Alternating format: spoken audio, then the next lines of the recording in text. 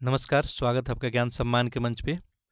हम लोग जो है करेंट अफेयर देख रहे थे और करेंट अफेयर जो हम लोग कवर कर रहे हैं अभी, वो कर रहे हैं प्रतियोगिता दर्पण से। और ये प्रतियोगिता दर्पण का जो है आपका वार्षिकांक मैगजीन है।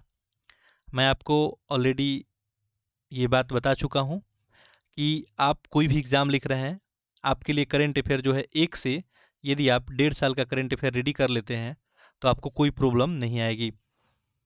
क्योंकि करेंट अफेयर का जो है दायरा काफ़ी बड़ा होता है, तो आप यदि 2 मैगज़ीन कवर करें और साथ-साथ यदि न्यूज़पेपर भी आप देख ले रहे हैं, तो आपके लिए क्या हो जाएगा, काफ़ी अच्छा जो है आप सहज महसूस करेंगे करेंट अफेयर के सेक्टर में।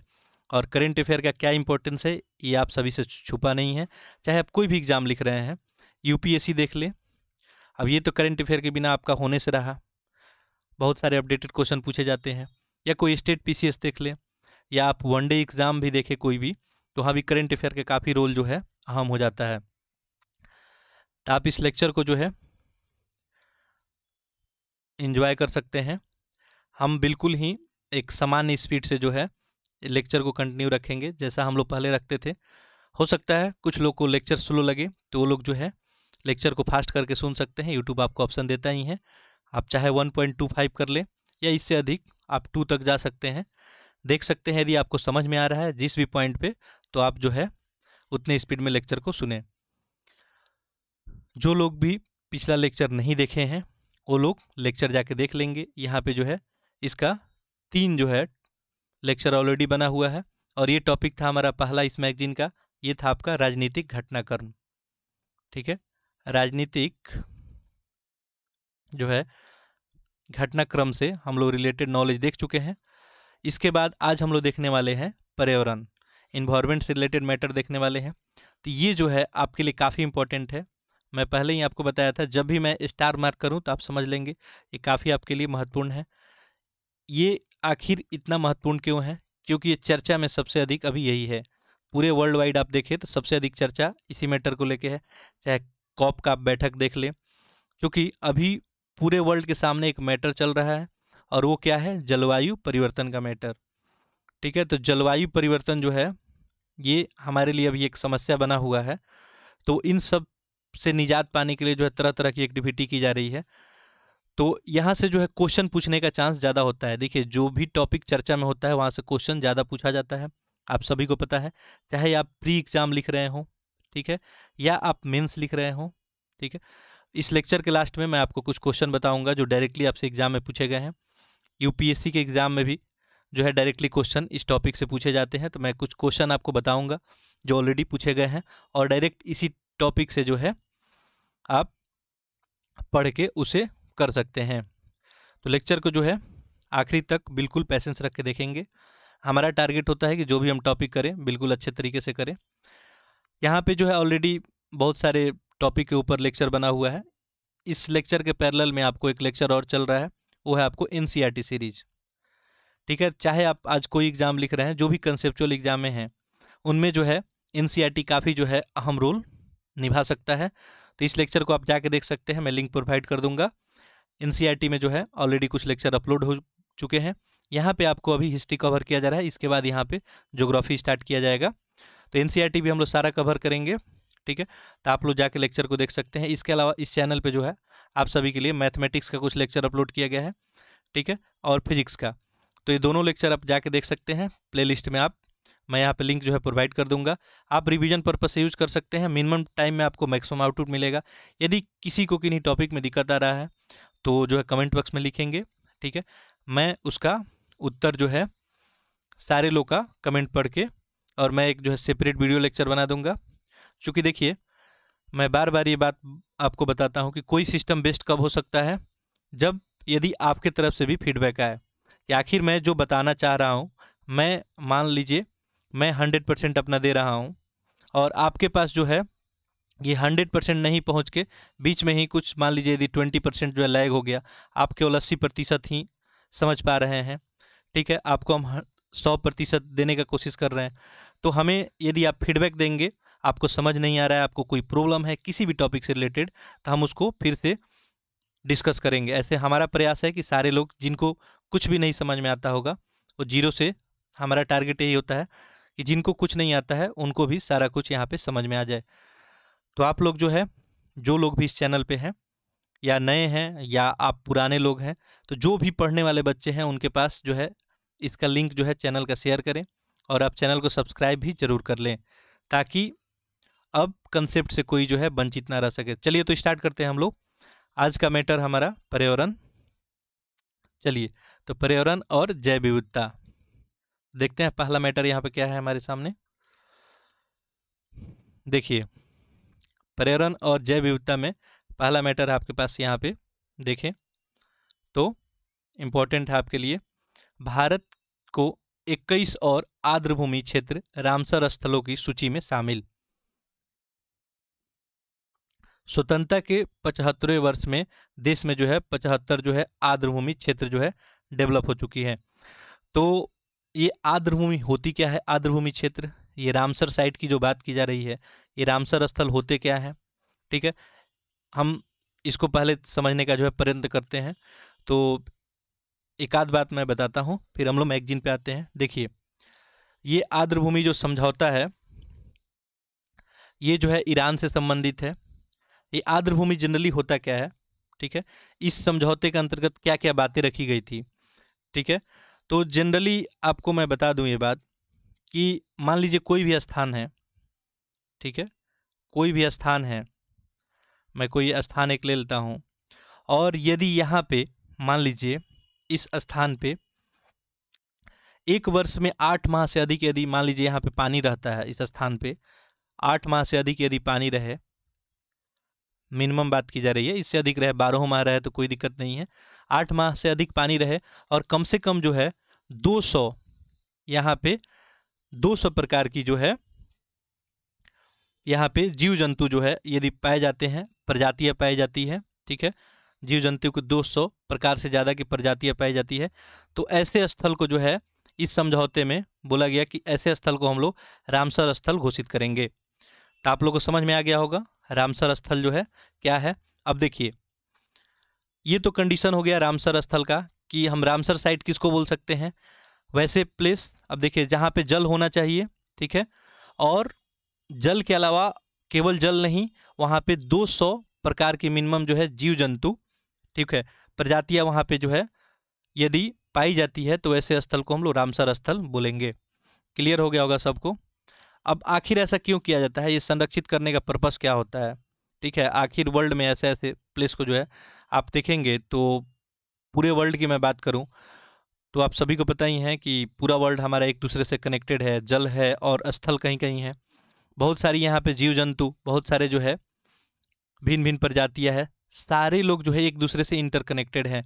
यदि कहीं इफेक्ट आपको देखने को मिलेगा तो पर्यावरण में क्या होगा? असंतुलन होगा। क्या होगा? असंतुलन होगा, और इसका इफेक्ट हमारे जीवन पे भी डायरेक्टली पड़ेगा। तो इसलिए हम लोग क्या करते हैं, आप देख रहे हैं कि COP26 में, चाहे COP27 की मैं बात करूं, तो आखिर जो है जलवायु को लेकर इतना बहस क्यों, इतना चर्चा क्यों कि हम कार्बन न्यूट्रल कर लेंगे। भारत का भी स्टेटमेंट था कि 2070 तक हम कार्बन न्यूट्रल कर लेंगे। तो ये सब स्टेटमेंट क्यों आ रहा है? क्योंकि सारे लोग एक दूसरे से कनेक्टेड हैं, और सारा यदि समायोजित होगा, यदि सारा बिल्कुल सुचारू रूप से सारा जो है यदि सिस्टम हमारा रहेगा, तो हम जो है अच्छे तरीके से यहाँ पे स्टेबल जीवन जी सकते हैं। नहीं तो आगे जो है काफ़ी क्राइसिस आ सकती है। आगे हम इसको और डिस्कस करेंगे। आखिर ये आपको समझ में आ गया होगा कि मैं क्या बताना चाह रहा हूँ, ठीक है। तो कहानी ये सिंपल है रामसर साइट की, कि ईरान का शहर था रामसर, वहीं से ये कहानी शुरू होती है, ठीक है। और इस समझौते में जो है भारत भी शामिल हुआ। सबसे पहले जो है आपको 1971 में बात आई इसकी, 2 फरवरी 1971 को, और ईरान में हुआ इसका बात। और इसके बाद जो है 1975 से आपको जो है ये लागू कर दिया गया।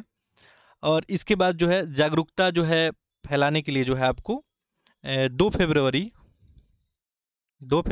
1997 से जो है विश्व जो है आर्द्रभूमि दिवस भी मनाया जाने लगा, ठीक है। और भारत इसमें जो है शामिल हुआ है, ये 1982 में शामिल हुआ है।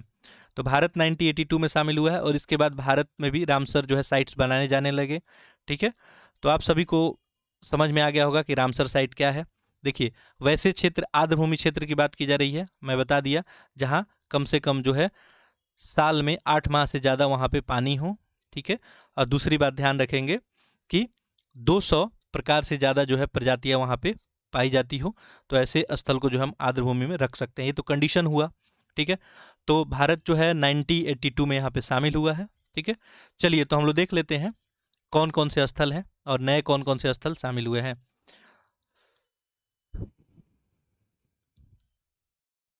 तो देखिए हाल ही में जो है महीने में बड़ी संख्या में देश में जो है आर्द्र भूमि स्थल जो है वेटलैंड, जिसको रामसर साइट बोलते हैं, मान्यता प्राप्त हुई है। कंडीशन में बता दिया किसको मान्यता दे सकते हैं हम लोग, ठीक है। और रामसर स्थल का जो है संख्या भारत में तेजी से बढ़ा है। यदि बात करेंगे हम देखें तो एक पर्यावरण और यहाँ पे देखेंगे कुछ पॉइंट ध्यान रखेंगे कि भारत में अभी टोटल जो है रामसर साइट कितनी है, तो टोटल जो है 75 है। याद रखेंगे टोटल कितनी है, अभी 75 है, ठीक है। सबसे अधिक अगर भारत में रामसर स्थल है तो किस स्टेट में है, तो वो है आपको तमिलनाडु में। 1 नंबर सबसे ज़्यादा रामसर स्थल कहाँ पे है, तमिलनाडु में है। दूसरा आपको 10 जो है रामसर स्थल जो है ये उत्तर प्रदेश पे है, तो उत्तर प्रदेश में जो है दूसरे नंबर पे। इसके अलावा भिन्न भिन्न राज्यों में अभी हम सूची देखेंगे। एक रिपोर्ट है यहाँ पे पर्यावरण और वन मंत्रालय का, एक विज्ञप्ति में बताया गया, देखिए 13 अगस्त 2022 को, कि भारत जो है 1982 से देखिए रामसर संधि में शामिल हुआ है, क्लियर है। और इसके बाद 1982 से 2013 तक हम देखेंगे तो भारत में केवल जो है 26 आर्द्रभूमि स्थल थे। 1982 से लेके और 2013 तक कितने थे, 26 थे। और ये जो है अभी 2014 से लेके 2022 तक की बात करें तो 49 इसमें और ऐड हुए हैं, तो 49 और 26 ये टोटल जो है 75 रामसर साइट है। तो ये जो है रिपोर्ट है आपका पर्यावरण और वन मंत्रालय का। मंत्रालय के अनुसार अकेले 2022 में देश में 28 आर्द्रभूमि, केवल 2022 की बात हो रही है, 28 नए आर्द्रभूमि जो है रामसर स्थल में शामिल हुए हैं। इनका कुल क्षेत्रफल देखेंगे तो ये आपको दिया हुआ है, जो है देखें यहाँ पे ये 13 लाख जो है 26,677 हेक्टेयर में है। तो ये जो है कुल एरिया है।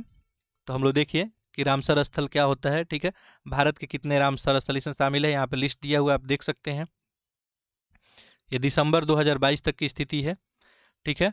75 रामसर स्थल है। देखिए पहला यहाँ पे तो केरल है, यहाँ पे अष्टमुडी वेटलैंड केरल, ब्यास संरक्षण रिजर्व पंजाब है, भीतरकनिका मैंग्रोव जो है ये उड़ीसा है, भोज वेटलैंड्स मध्य प्रदेश में है, ठीक है। ये चंद्रताल हिमाचल प्रदेश में। आप देखिए इंडिविजुअल भी कभी कभी आपसे क्वेश्चन पूछे जाते हैं। खैर जो नए चर्चे में है उसको भी ध्यान रखेंगे और इनको भी ध्यान में आप रखेंगे। कभी कभी स्टेट स्पेसिफिक भी आपसे एग्जाम में क्वेश्चन पूछे जाते हैं। जैसे मान लीजिए कोई एमपी का एग्जाम हो रहा है तो आपसे पूछा जा सकता है कि भोज जो है वेटलैंड्स, ठीक है, आपको पूछे कि इनमें से निम्नांकित में से बताएं कौन रामसर साइट में शामिल नहीं है, और इसका भी नाम दे देगा, इसके अलावा और भी कुछ नाम दे देगा, ठीक है। तो ऐसे भी क्वेश्चन पूछे जाते हैं। अब यदि देखें तो कोई सेंट्रल लेवल पे एग्जाम हो रहा है या स्टेट लेवल पे, तो यहाँ एक क्वेश्चन पूछे जाते हैं, ठीक है। आगे देखें चंद्रताल जो है हिमाचल प्रदेश में है, तो चंद्रताल आपका हिमाचल प्रदेश में है। चिल्का झील जो है उड़ीसा का, ठीक है, चिल्का झील है उड़ीसा। आपका डिपोर जो है ये असम में है। पूर्वी कोलकाता वेटलैंड्स ये पश्चिम बंगाल में है, कोलकाता नाम ही है इसका, पूर्वी कोलकाता, तो ये पश्चिम बंगाल में है।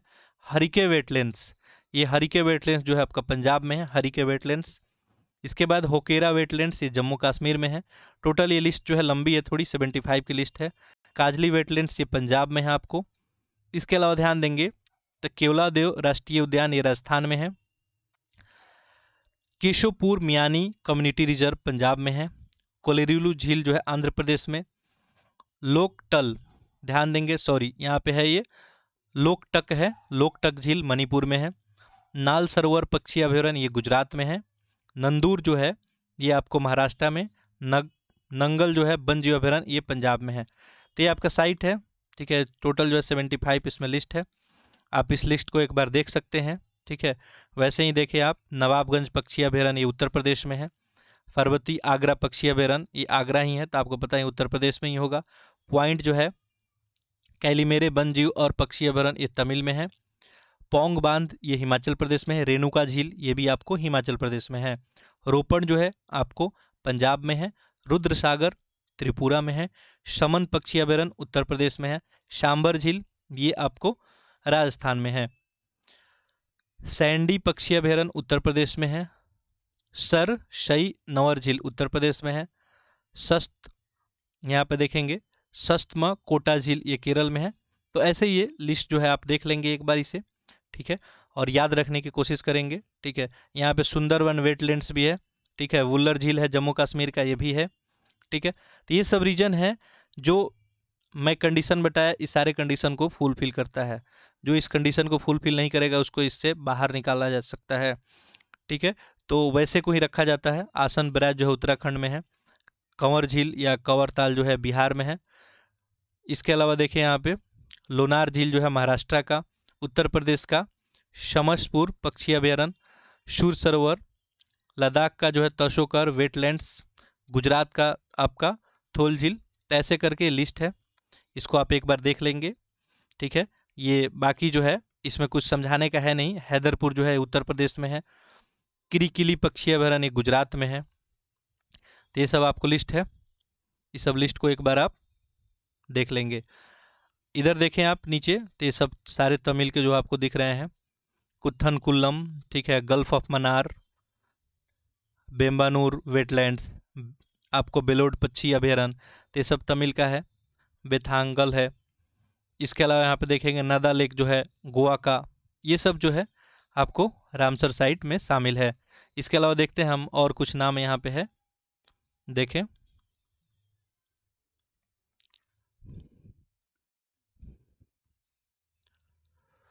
तो यहाँ पे आपको रंगना तिट्टू पक्षी अभयारण्य कर्नाटका का है, ठीक है। ऐसे करके देखिए टोटल 75 है। यहाँ पे जम्मू कश्मीर का 2 है, यहाँ पे ध्यान देंगे। हाईगाम और सालबुद, ये दोनों जो है जम्मू कश्मीर में है। महाराष्ट्र में आपको थाने क्रिक है। कांजीर कुल्लम पक्षी अभयारण्य ये तमिल का है, और तमिल में सबसे ज़्यादा है, हम लोग अभी देखे थे। तो ये तो था आपका रामसर साइट, आपको समझ में आ गया होगा, ठीक है। रामसर साइट क्या होता है? तो ऐसा कोई प्लेस, ऐसा कोई जगह, ऐसा कोई स्थान जहाँ पे जल जमाव अगर रहता है 8 माह से अधिक वर्ष में, कम से कम मिनिमम 8 माह तो रहना ही चाहिए। 200 प्रकार की जो है आपको प्रजातियों से अधिक वहाँ प्रजाति पाई जाती है, तो ऐसे को इसमें शामिल किया गया है। चलिए, ये क्यों किया जा रहा है मैं बताया, क्योंकि सारा चीज़ एक दूसरे से इंटरकनेक्टेड है, ठीक है।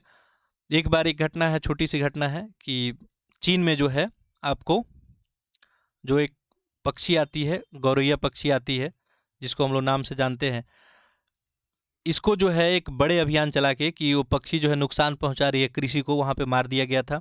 और उसका इफेक्ट हुआ था कि वहाँ पे जो है अकाल पड़ा था, ठीक है। चीन में अकाल पड़ा था। चूँकि आप देखेंगे, अब पक्षी को जो है यदि मार दिए, अब पक्षी क्या हेल्प करती है खेतों में? तो पक्षी जो है छोटे छोटे जो कीड़े मकोड़े होते हैं उनको खाने में हेल्प करती है। इससे जो है आपका फसल संरक्षित रहता है। तो यदि वो नहीं रहेंगे तो क्या होता है, यहाँ पे आपको कीड़े मकोड़े जो है लग के आपके फसल जो है बर्बाद कर सकते हैं, और अकाल का हम लोग शिकार हो सकते हैं। तो ये एक दूसरे से सारी चीज़ कनेक्टेड है, इसलिए हमें जो है अपने पर्यावरण को संरक्षित रहना चाहिए, ताकि हम लोग बेहतर भविष्य का अपना कल्पना कर सकें। चलिए नेक्स्ट मैटर देखते हैं हम लोग, ये भी इम्पोर्टेंट है। भारत के 2 और समुद्र तटों को ब्लू फ्लैग प्रमाणन। अब ये ब्लू फ्लैग होता क्या है, ब्लू फ्लैग किसको दिया जाता है, सबसे पहले देखते हैं।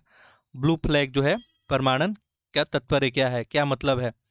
ब्लू फ्लैग जो है ये प्रमाणन जो है डेनमार्क की एक पर्यावरणमुखी जो है गैर सरकारी संगठन है, foundation for environmental education, FEEE, इसी के द्वारा प्रदान किया जाता है। ब्लू फ्लैग देने का काम करता है फाउंडेशन फॉर एनवायरमेंटल एजुकेशन, इसके द्वारा प्रदान किया जाता है। संस्था द्वारा 19 समुद्री तटों को ये प्रमाणन दिया जाता है जो साफ सुथरे होने के साथ साथ हर तरह से सुरक्षित होते हैं।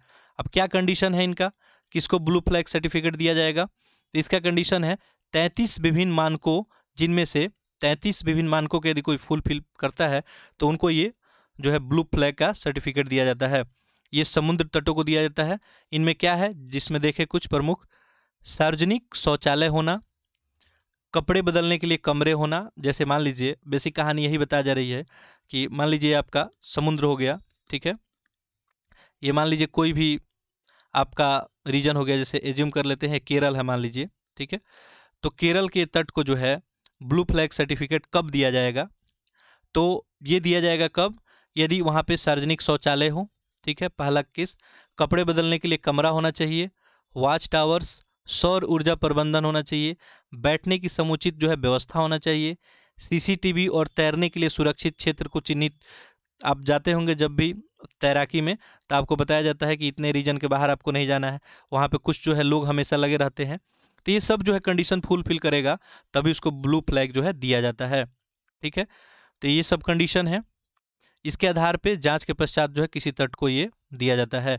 तो भारत में अभी अगर बात करें हाल फिलहाल, तो भारत में 12 जो है समुद्री तट को ये नवंबर 2022 तक अंत तक का रिपोर्ट है ये मिला हुआ है। तो क्लियर हो गया ब्लू फ्लैग सर्टिफिकेट जो है तो किसके द्वारा दिया जाता है, होता क्या है, कब दिया जा सकता है, कंडीशन क्या है, इस सारा चीज़ आप जान लिए। तो समुद्र तट देखें यहाँ पे पर्यावरण की दृष्टि से जो स्वच्छ और सुरक्षित बनाने के भारत के प्रयासों में एक और सफलता जो है अक्टूबर 2022 में आया। उस समय प्राप्त हुआ जब देश के 2 और समुद्र तटों को जो है डेनमार्क स्थित फाउंडेशन फॉर एनवायरमेंटल एजुकेशन ने ब्लू फ्लैग बीच के रूप में प्रमाणित किया। और इनमें से जो है एक लक्षद्वीप स्थित मिनिकाय थुंडी बीच है, पहला ये हो गया, और कदमत बीच शामिल है। इनमें थुंडी बीच लक्षद्वीप के सबसे मौलिक और श्रम्य समुद्र तटों में से एक है, जबकि कदमत जो है उस समुद्र तट विशेष रूप से क्रूज पर्यटकों के लिए लोकप्रिय है, जो जल क्रीड़ा के लिए द्वीप पे आते हैं। पर्यटक के लिए जो है आपको कदमत जो है वो फेमस है। तो इस तरह से भारत में जो है ब्लू बीचेज की संख्या जो है अब कितनी हो गई, ये आपको 12 हो गया। इनमें से 8 समुद्र तटों को अक्टूबर 2020 में और 2 जो आपको नए सितंबर 2021 में ब्लू फ्लैग जो है मिला था। भारतीय जो देखेंगे समुद्र तट तमिलनाडु स्थित कोवलम बीच और पुदुचेरी स्थित ईडन बीच थे। अब ये जो है नए जो मिले हैं, अभी चाहे लिस्ट है आपको देख लीजिए 12 का, हो सकता है कभी आपसे एग्जाम में पूछा जाए। उड़ीसा का है गोल्डन तट, ठीक है, उड़ीसा का है, गुजरात का है शिव राजपुर, केरल का है आपको कप्पड़, आंध्र प्रदेश का है रुषिकोंडा, कर्नाटक का है पादुबिद्री व कासरकोड, अंडमान निकोबार का है राधानगर, दमन और दीव का है घोगला, तमिलनाडु का है कोवलम, पुदुचेरी का है ईडन और लक्षद्वीप का है मिनिकाय थुंडी और कदमत तट। तो ये लक्षद्वीप में है 2। तो ये सब जो है ब्लू फ्लैग इनको मिला हुआ है। तो इन्फॉर्मेशन क्लियर हो गया होगा। चलिए आगे बढ़ते हैं, एक और इन्फॉर्मेशन है यहाँ पे देखें। 70 वर्ष पूर्व जो है विलुप्त घोषित चीतों को भारत की धरती पे वापसी। देखिए आज से 70 साल पहले जो है भारत में चीतों को जो है विलुप्त घोषित कर दिया गया था। जैव विविधता और पर्यावरण संरक्षण की दिशा में भारत जो है एक ऐतिहासिक पहल सितंबर 2022 में उस समय हुआ जब 70 वर्ष पूर्व, ध्यान देंगे, देश में जो विलुप्त चीतों का जो है पुनर्प्रवास जो है देश में हुआ। और इसमें जो है अफ्रीका राष्ट्र के नामीबिया से 8 चीते वायुसेना के बोइंग मालवाहक विमान द्वारा 17 सितंबर 2022 को भारत लाया गया, जिन्हें जो है मध्य प्रदेश के श्योपुर स्थित कूनो राष्ट्रीय उद्यान में बसाया गया था। तो इन सब बातों को ध्यान में रखेंगे, आपसे एग्जाम में पूछा जा सकता है। ये जो चीते को लाया गया कहाँ से लाया गया है, तो नामीबिया से लाया गया है। 8 चीते को लाया गया है, इसका दूसरा जत्था भी अभी कुछ दिन पहले ही पहुंचा है। और ये जो है आपको कहाँ रखा गया है इनको, तो मध्य प्रदेश के श्योपुर स्थित कूनो जो है राष्ट्रीय उद्यान में रखा गया है। इसी प्रकार देखिए 12 अन्य चीते दक्षिण अफ्रीका से भी भारत लाए जाने हैं, ठीक है। तो ये आपको केस है। तो 1952 में जो है इसको घोषित कर दिया गया था कि भारत जो है भारत के लिए विलुप्त हो गया। अब ये जो है देखें 1952 में जो है औपचारिक रूप से भारत से चीतों को विलुप्त घोषित कर दिया गया था, ठीक है। चलिए तो आगे बढ़ते हैं, ये आपके लिए इन्फॉर्मेशन था एक। जैव विविधता और पर्यावरण की रक्षा की दिशा में सरकार का एक कदम है ये, ठीक है। तो जैव विविधता और पर्यावरण की रक्षा के लिए सरकार का एक जो है कदम है। आगे बढ़ते हैं हम लोग। ये कुछ जो है प्रधानमंत्री का स्टेटमेंट है यहाँ कि हमने समय से जो है पहले बाघों की संख्या को दोगुना करने का लक्ष्य हासिल कर लिया है। उन्होंने याद किया कि एक समय में असम में एक सींग वाले गैंडे का अस्तित्व भी खतरे में था, लेकिन आज उनकी जो है, ध्यान देंगे,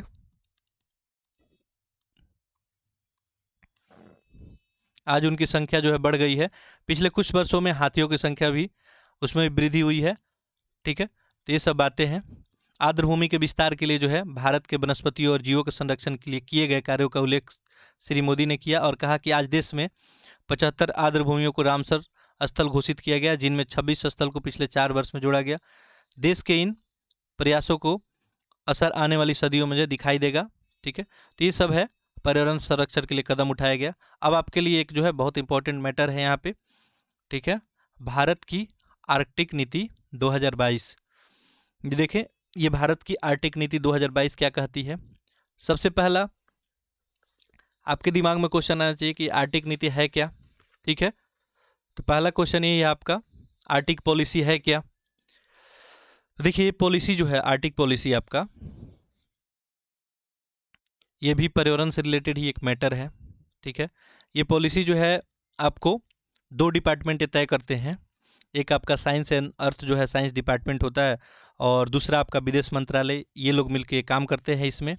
ठीक है, और यदि हम बात करें आर्कटिक पॉलिसी की, तो आप देखेंगे कि इसका थीम रखा गया था आपको building A partnership for sustainable development.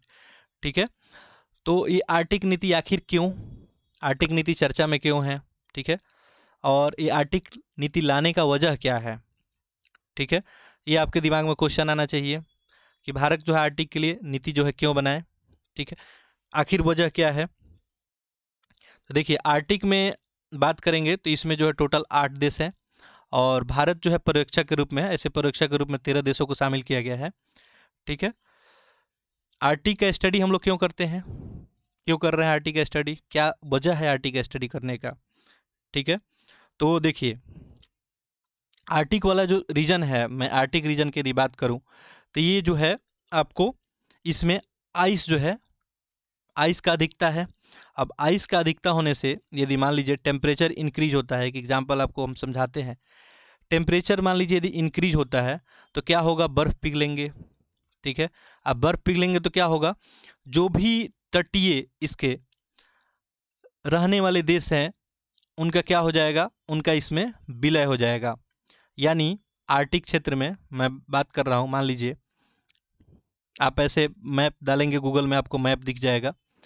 Arctic जो है क्षेत्र डालेंगे, वहाँ पर दिख जाएगा आपको आर्कटिक क्षेत्र का मैप। आप एक बार सर्च करके एक बार देखेंगे, आपके लिए एक छोटा सा काम रहा। ठीक है, आपको दिख जाएगा। जैसे आर्कटिक आप क्षेत्र लिखेंगे, रीजन लिखेंगे, तो आपको दिखेगा यहाँ पे आपको जो है रसिया दिखेगा। ठीक है, और ऐसे करके यहाँ पे आपको कनाडा दिखेगा। ठीक है, ग्रीनलैंड आपको दिखेगा।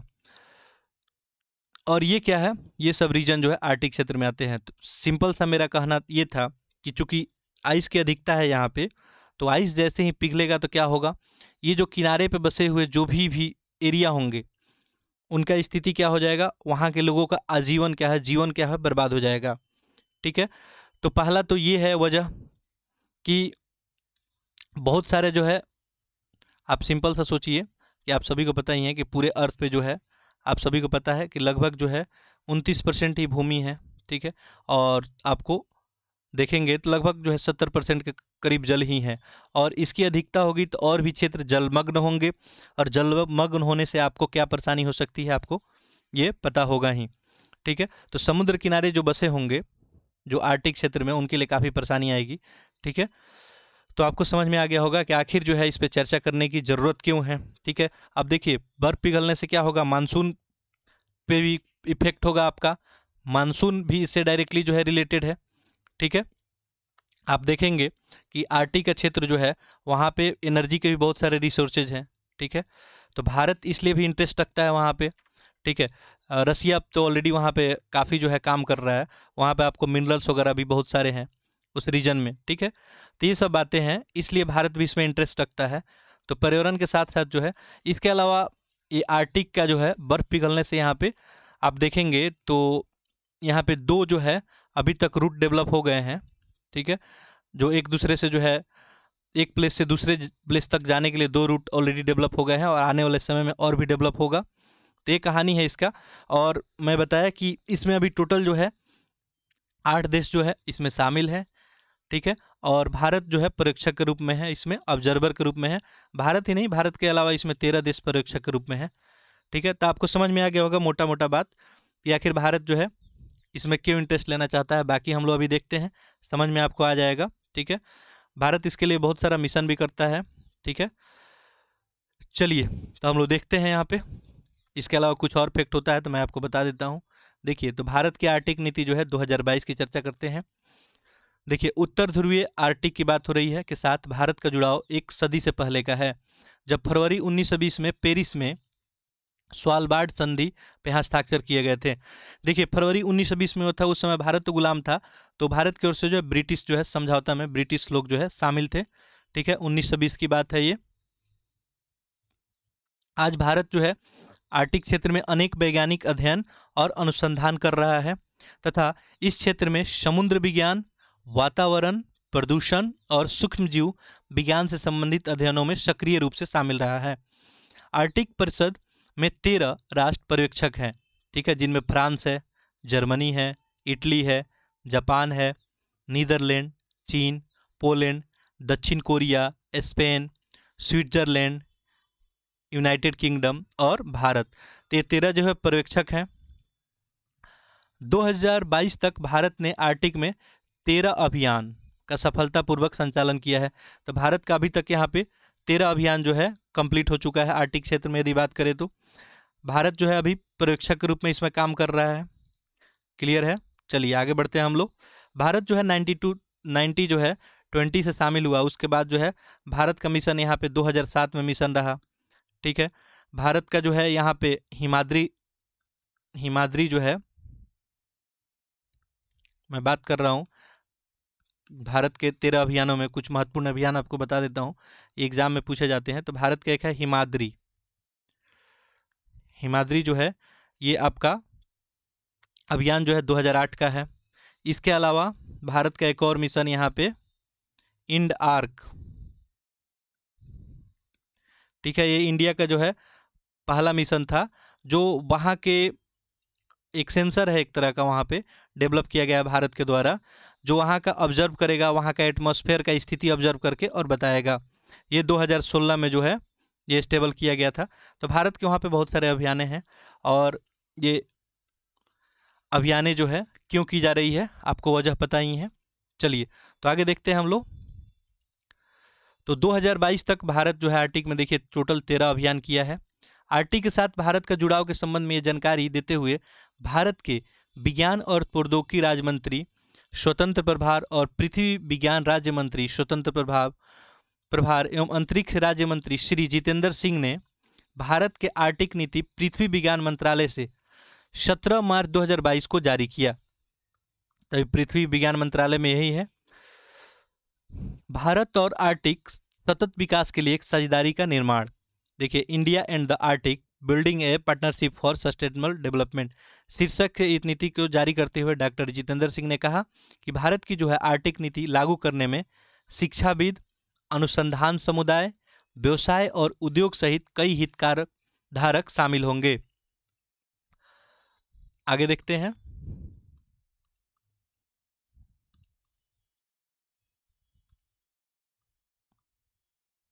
ओके, चलिए तो ये इनका कहना था कि ये सतत विकास के लिए काम हो रहा है। अब देखिए, इसमें अगर बात करें हम लोग तो जितेंद्र सिंह ने कहा कि भारत की जो आर्टिक नीति लागू करने के लिए ये सारे लोग जो है इसमें शामिल होंगे। भारत और आर्टिक सतत विकास के लिए साझेदारी का निर्माण शीर्षक जारी करते हुए आर्टिक नीति 6 स्तंभ निर्धारित करती है।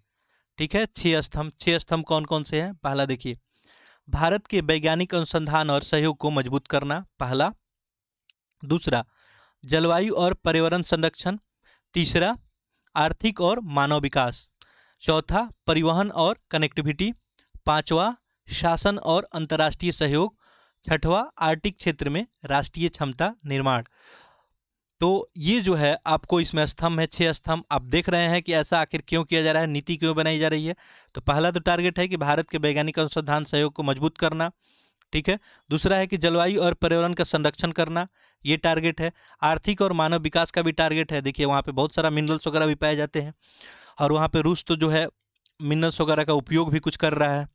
तो आर्थिक और मानव विकास के नज़रिए से भी ये बहुत इंपॉर्टेंट है, परिवहन के लिए भी इम्पोर्टेंट है, कनेक्टिविटी के लिए, क्योंकि वहाँ पे हमने बताया कि ऑलरेडी 2 रूट जो है चालू हो चुके हैं। शासन और अंतर्राष्ट्रीय सहयोग की दृष्टि से भी ये जो है मैटर बहुत अच्छा है।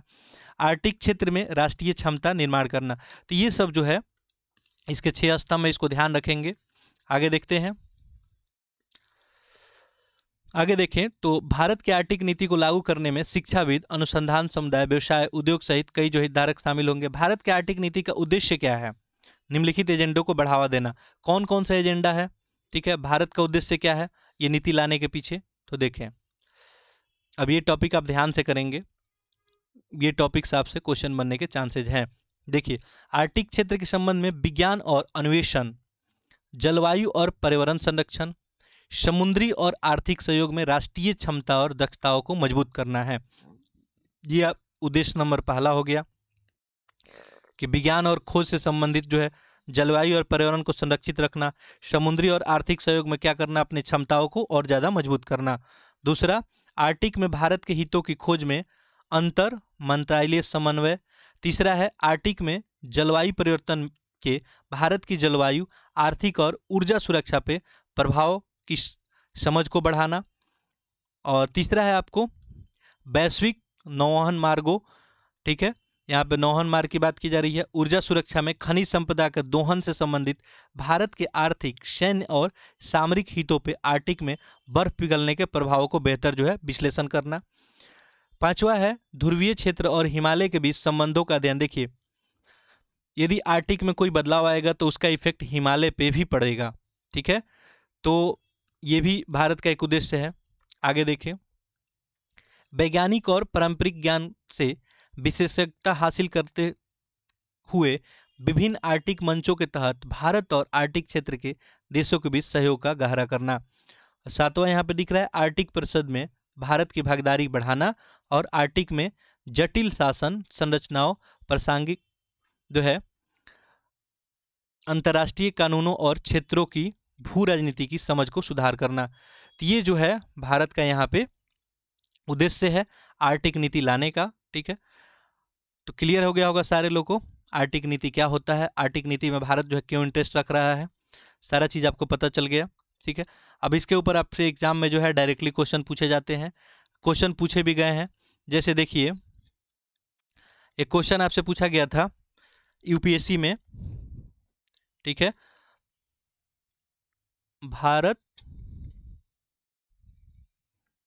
जो है आर्कटिक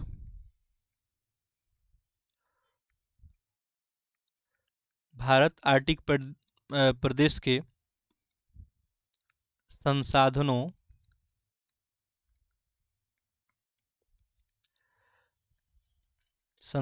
में